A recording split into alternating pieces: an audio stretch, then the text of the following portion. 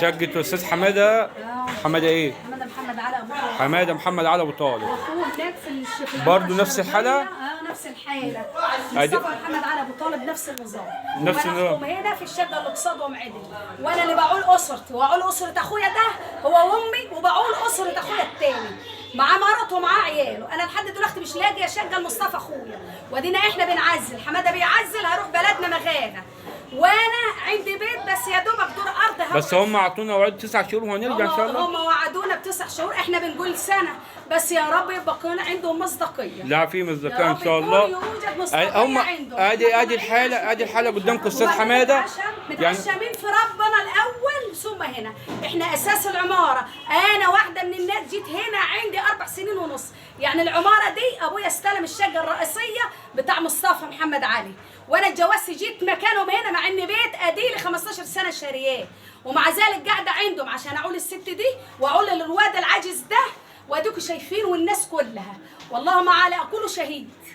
ربنا يصلح. احنا كده نفذنا، عشان احنا نفسيتنا تعبت واحنا تعبانين. نفذنا قرار الاخلاء. انت عارفه ان انت ليه باظ عندي فوق والدنيا باظت فوق. كله بايظ اهو. الدنيا باظت واتكسرت ده غير. ما اديك شايف انا التسريحه اتكسرت والنيش كله اتكسر جوه، والعمال اللي عايزين يجي يشيلوا ما فيش روجه ولا في مهاده، والبنت يا ماما انا عندي درس واللي عندها امتحان شهر في المدرسه، الواحد مش عارف يعمل ايه، ولا بننام ولا ما ناكل ولا ما نشرب، ويعلم بنا ربنا.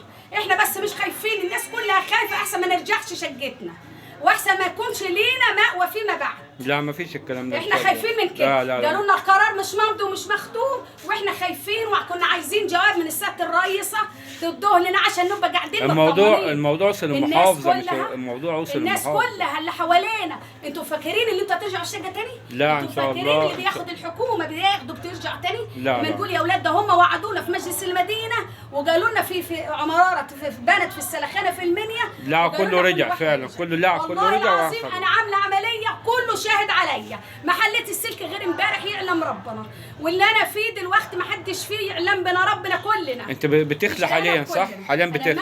دي شقه اخويا وامي وشقتي انا اهو. تعالى يا استاذ محمود بعد اذنك. ما انا شايف كل حاجه، الساده المشاهدين شايفين كل حاجه. عمليه الاخلاء بتتم حاليا اهو. عمليه شقتي انا خربت، كل مهندس كان يجي يقول لي انت مبيضه قريب، انا مبيضه دي يجي 5 سنين. اتفضل. انا فرشي كله اتبهدل، فرشي انا كله اتبهدل وانا يعلم بنا ربنا. اتفضل ادي اوضه اهي، اتفضل كله اهو، وجهه بحريه وغربيه. الكلام ده انا قلته في مجلس المدينه يا استاذ محمود. ليك اخ برضه استاذ مصطفى برضه نفس الحاله. في العماره الشرقيه. لا نفس الحاله بتاع استاذ حماده كده. نفس الحاله ده ضمور. طب انت على كده لازم تعالى شوف هنا لو انت عايز تشوف الناس مش عايز. لازم تلاقي دور ارض كده صح؟